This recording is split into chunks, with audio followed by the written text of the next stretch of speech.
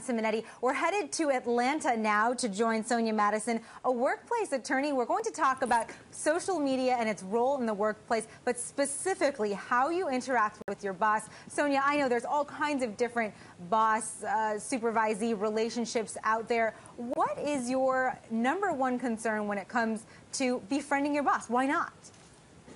Well, first of all, you really need to decide what you want to use various social medias for, like Facebook, Twitter, and even as your earlier guest spoke on LinkedIn. If you're using Facebook and Twitter for personal connections or personal social networks, and you're talking about parties that you attend the night before, or you're talking about how you don't like your job, or you're talking about pursuing other interests, well, you can imagine that's not something you want your boss to see.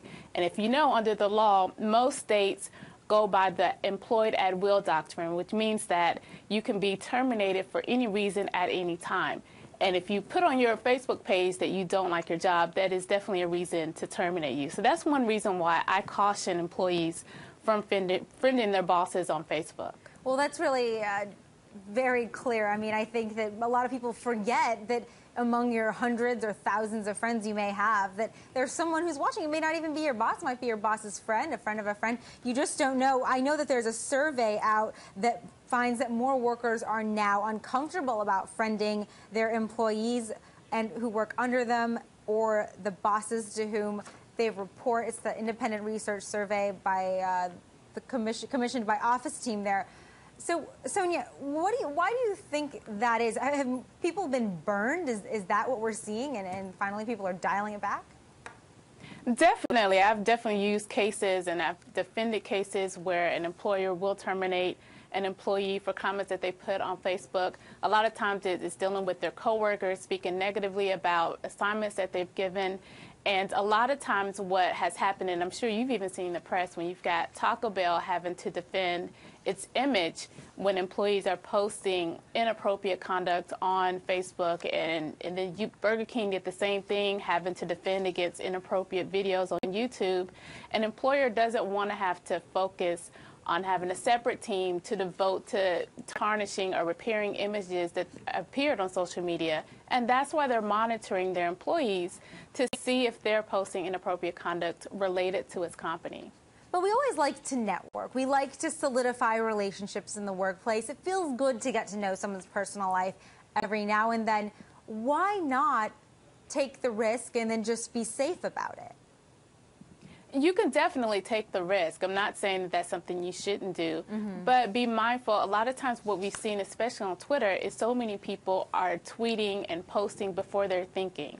And because they consider it as a means to either release or vent, then when you do that, you're suscepting yourself to a lot of consequences. And that's why I'd say caution. Now, if you are able to be more thoughtful in your posts or in your tweets, then go ahead, because I do think networking and having those type of social connections can help you establish relationships with your coworkers as well as with clients outside of the workplace. Now, you're a workplace attorney. You know about some of the tricky situations that employees can get into. Is there ever a case when you post something that may not be directly related to your job, at which we're not talking about I hate my job kind of stuff, but more stuff that's tangentially or maybe not at all related, which you could perhaps get fired for? I mean, we've talked about reputations being on the line. Exactly. What I've seen a lot of times is I've helped a lot of employers to employ drivers, and you have an employee driver who's posted on Facebook driving under the influence or being behind the wheel impaired, or having friends that are impaired behind the wheel. And as you can imagine, an employer is trying to make sure that they maintain those compliance regulations when it comes to driving and when it comes to intoxication behind the wheel. So they can also use it to see if their employees are responsible outside of the workplace. Also, even if it's not dealing with an employer, but if you're talking about someone's clients, or if you're talking negatively just about a group or a race of people or a sex or gender of people, an employer doesn't want to be associated with hate type of content that can make them seem discriminatory or at least some type of feeling towards a group of people that they don't have. Sonia, one of our viewers wants to know about security clearance and safety in terms of perhaps you work at a company where you're not supposed to be mentioning that you work for the company, or there's some confidential information. This viewer is saying that he knows or she knows of someone who was terminated for even mentioning the name of the company at all. what are the lines and the boundaries in terms of respecting client, or I guess we should say company employee privilege? Well, there are a little bit of protection for employees when it comes to social media, and that is through the National Labor Relations Board. And what they have said is that the employer can't have a generic policy that says you cannot post anything confidential or you can't use our name in any likeness, because that is too broad. So if you have an employee that is talking about a company but is using it in the terms of discussing workplace conditions with their other co-workers, then that can be protected under the National Labor Relations Act. And now if you're using, say you're talking about a proprietary interest, or you're talking about an venture, you're talking about something that is deeply rooted in confidential information for a company, then that is going to be less protective for the employee. That's so interesting. What about trying to make friends? Say you're new at an organization. Everyone friends everyone. I mean, it just is the way it is. Sometimes, you interact with someone on Twitter and then they friend you on Facebook and you've never even met them in person. So we're talking about a very casual sort of atmosphere on social media nowadays. Let's talk about employee-to-employee relations. What's your MO for that?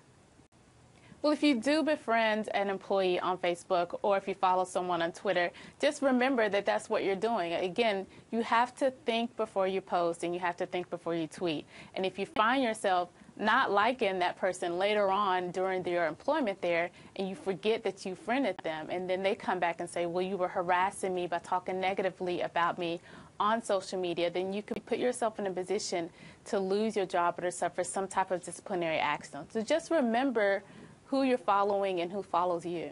Well, that sounds like the theme of the morning. Make sure, exercise caution, and maybe less is more. Exactly. All right. Sonia, thank you so much for joining us today from Atlanta, Georgia, our workplace attorney. Always good to get a little reminder of what we should be watching for, especially if you want to hang on to your job and you like your job. Thanks for joining us, Sonia. Thank you, Jolene, for having me. Great. And check out her website there. We've got it right there up on the screen. Sonia Madison, the website is www.cloopholes.com. Sonia, thanks again. Have a great one. Thank you. All right, we're going to take a quick break, and we'll be back.